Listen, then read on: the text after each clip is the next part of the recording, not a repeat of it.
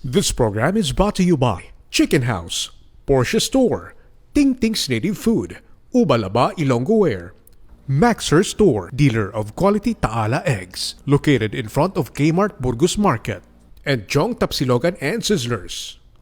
The COVID pandemic has shown two things in the Philippines. One, our most basic need is still food. And number two, the most resilient industry among all industries in the Philippines was agriculture. But little attention is being given to the fact that we need to redistribute land and increase our agricultural production.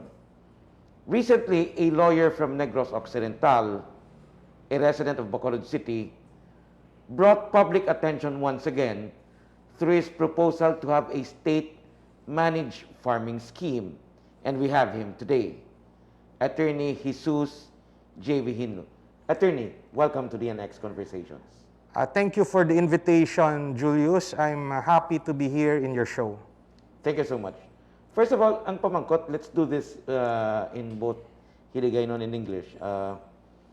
Kamusta ng status ng imong proposal? Well, this proposal, nga ginatawag naton state-managed farming, is supported by a volunteer group, no?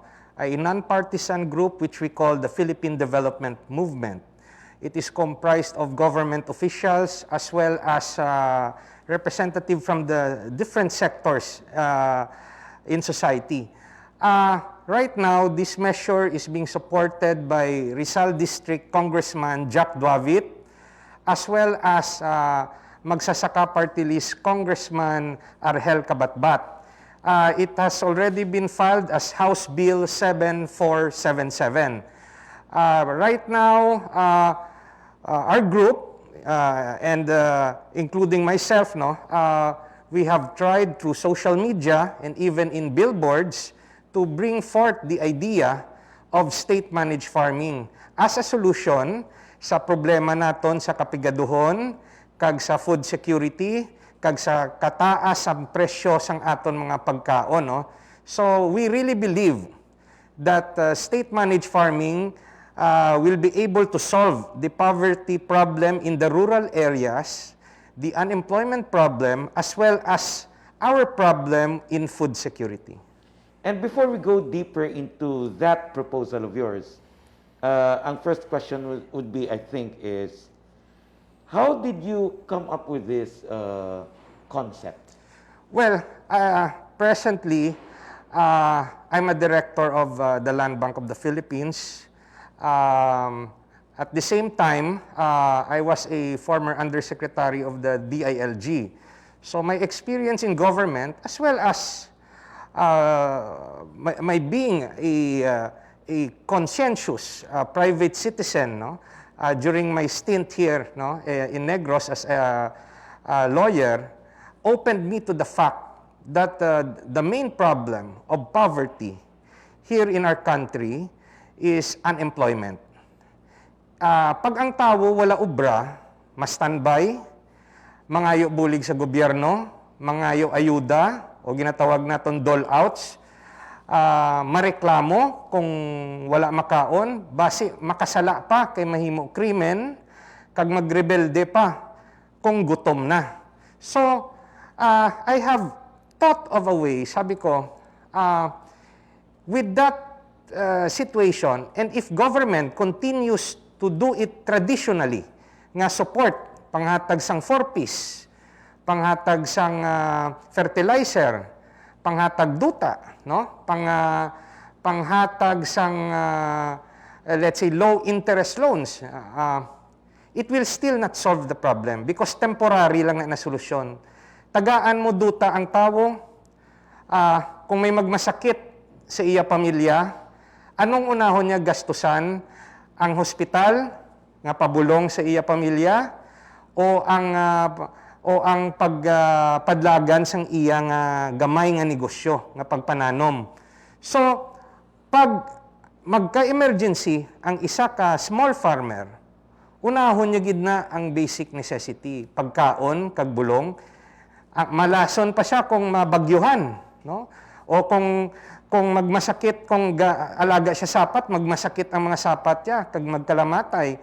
So, ano pa minsar ko, the biggest institution and company in our country does not come from the private sector, but it is government itself. Kung ang bilyones ang gobyerno, himuon niya isa ka programa nga siya maging employer.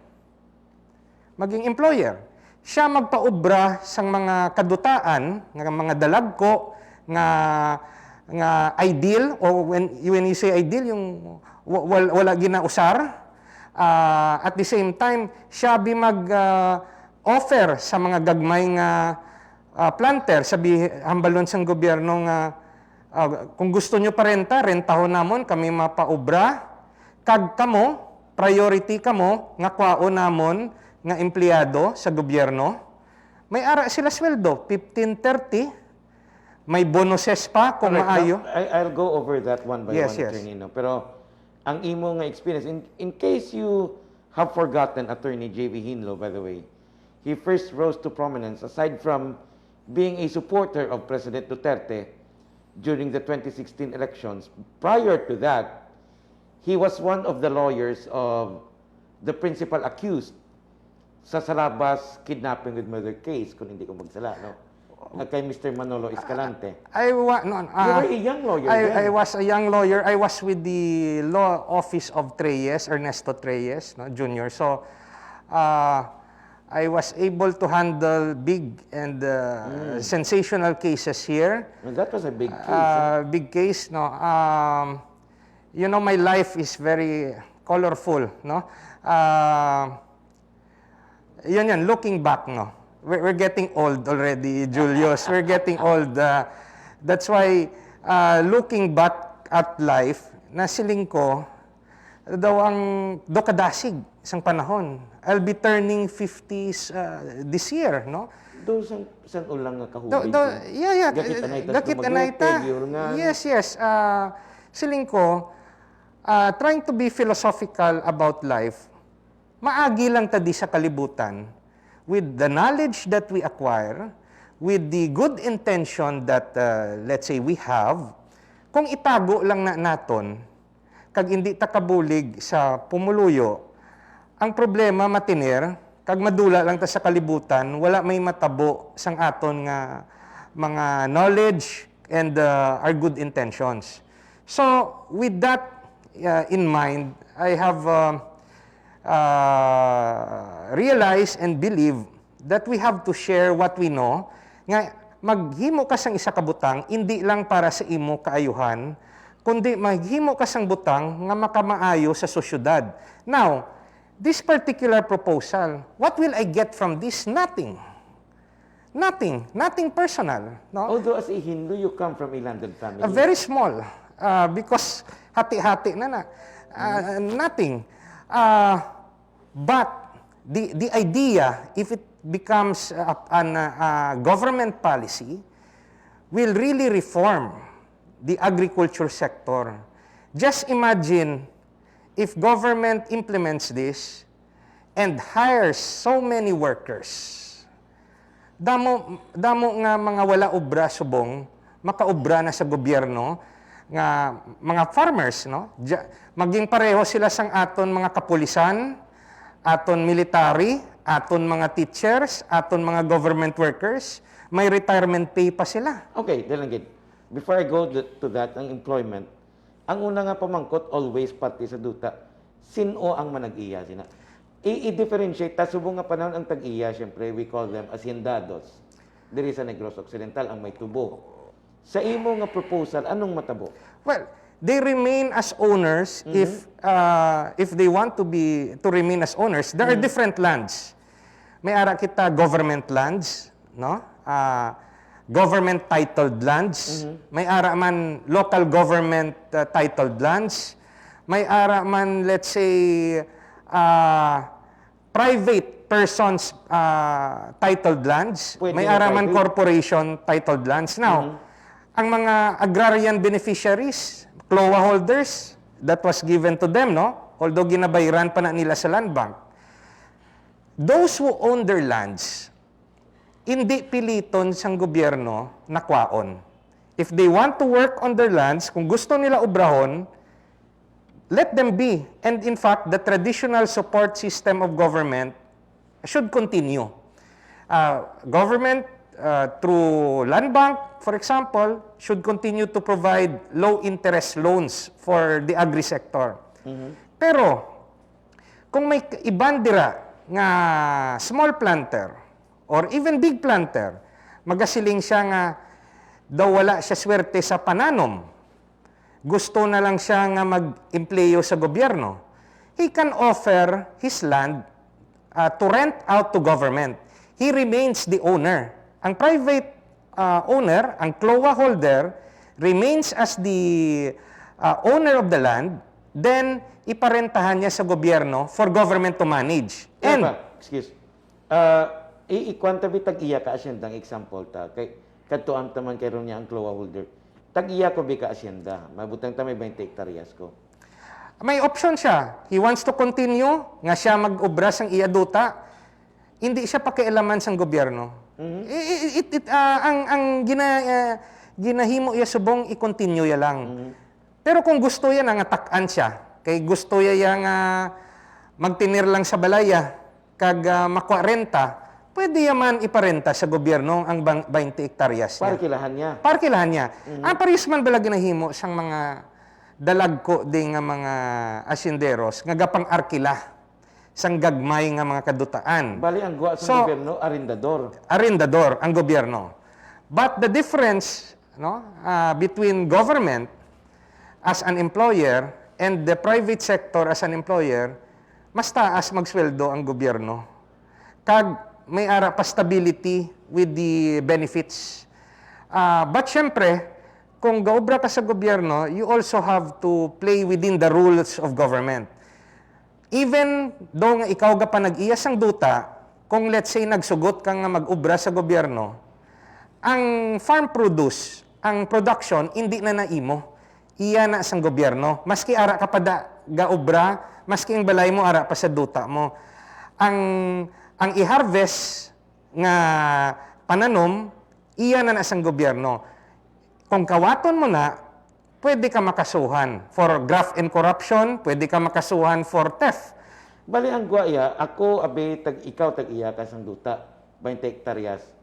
Pwede nga kung hindi na ko gusto nga ako ang mabayad para sa kultibo, abunot, paani, tanan, paarkilahan ko sa gobyerno. Classic nga ariendo. Classic nga ariendo. Ang gasto, gobyerno. Gobyerno. Siyempre, ang ani, iya ka gobyerno. Ang ani, iya sa gobyerno, ang kwaon na lang sang tag-iya, renta, arkila lang.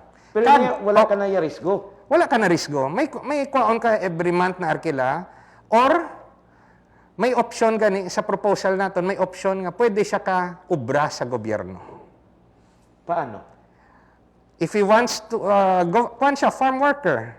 Pero but it might not apply to the big time farmers.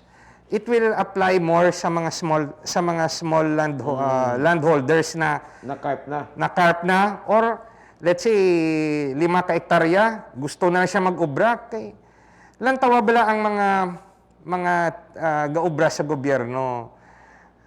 They have peace of mind sa ilang ubra. Maski may pandemic, kabalo kita, ang sweldo nila aragid. Unless nga mag-abusar sila sa ila ubra, kay pwede man sila mapahalin, no? Sa ini nga proposal, disenyo man naton nga hindi kakilandan na civil service eligible to qualify as farm workers, no? Natural. Except siguro kung supervisory position and managerial position, it might be required. But for basic farm workers, no need for civil service examination. That is part of our proposal. Ang intensyon naton, Jules, we produce many jobs. Para it will also lessen the dole-outs nga ginagastuhan man sang gobyerno. Instead na maghatag ka 2,000, 3,000 tada bulan, tagaan mo sila ubra. Makasweldo sila 10,000, 15,000, o or mas dako pa, no? Depende. Istudyohan pa na kung mapadayon ini kung ano ang fair nga sweldo kung mag-obra sila sa gobyerno. Wait, ang gwa sini, ang gobyerno will become a jobs generator. That is correct. Arkila sa duta para nga makahatag sa obra sa kauban. That is correct. Another beauty of that, Jules, is once government does that, it will be able to farm big lands. So, once lagko na nga kadutaan, maka-modernize ng government, no? Better harvest facilities, may mga traktora na, may distribution system kasi it will be very big, no? Government can afford to do that. And there will be food stability, food production stability because wala na problema sa capitalization, no? At the same time, kabaluman siya mag-planning kung masiling siya sa ini nga lugar sugar, sa ini nga lugar rice, sa ini nga lugar vegetable, maka-planning because it will be big-scale farming already. So, it will help in our food security. Another thing, it will also stabilize the price. Kasi kung private ang gapadlagan, ang intensyon sang private sector is profit. The number one intention, nagnegosyo para profit. If it's government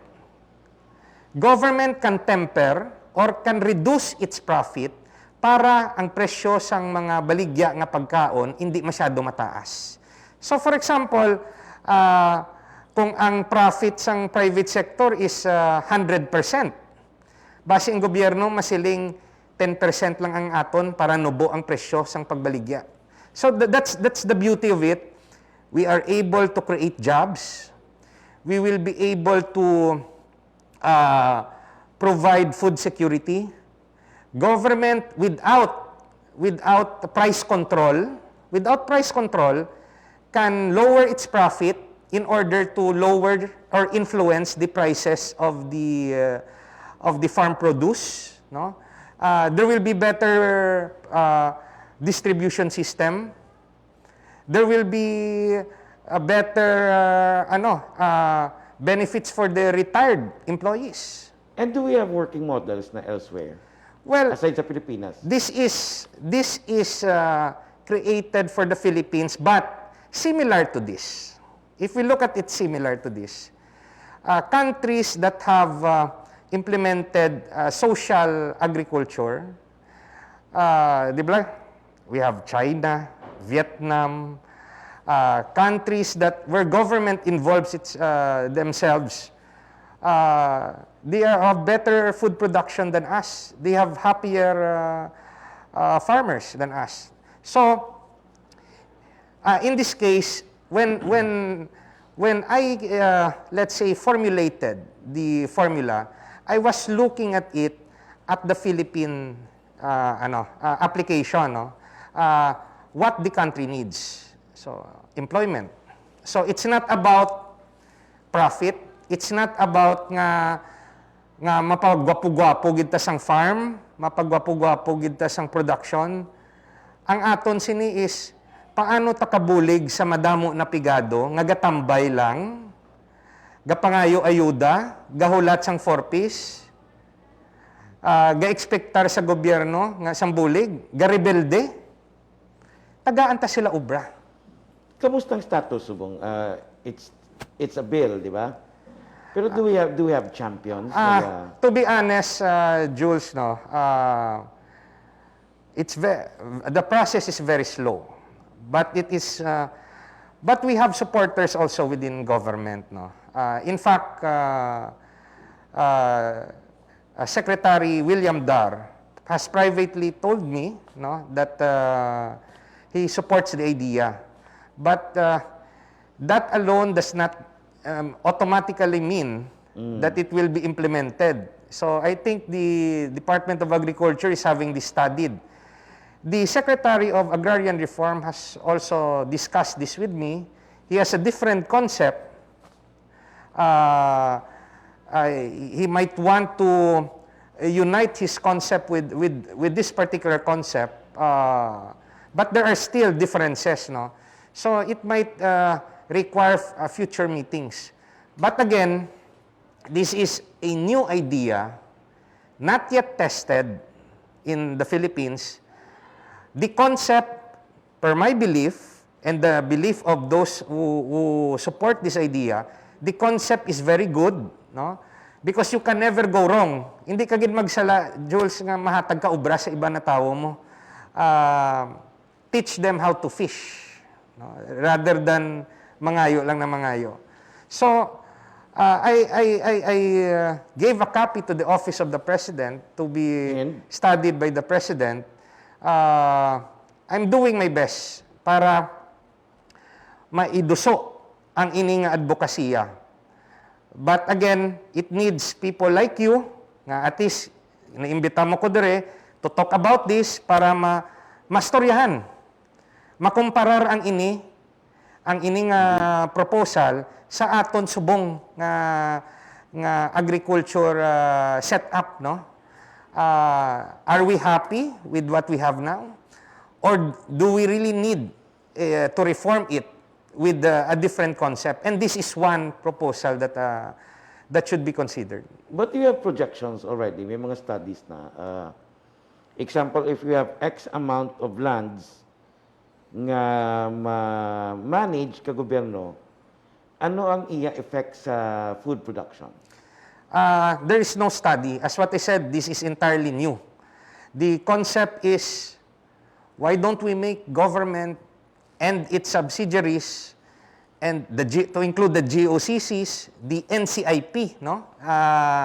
To cover, let's say, ancestral lands, why don't we allow them to run farms in order to empower the people to have work? So, it's when I place this on the table for discussion, for consideration, I started the ball rolling. Now it depends, let's say, if NEDA, if the other government offices would really consider this, they can do the study. But as what I can say, hindi kita magsala kung maghimo kita sang programa nga makahatag obra. Subong gani gagastong gobyerno panghatag nga wala return. Hatag lang kwarta, 4 piece monthly, panghatag.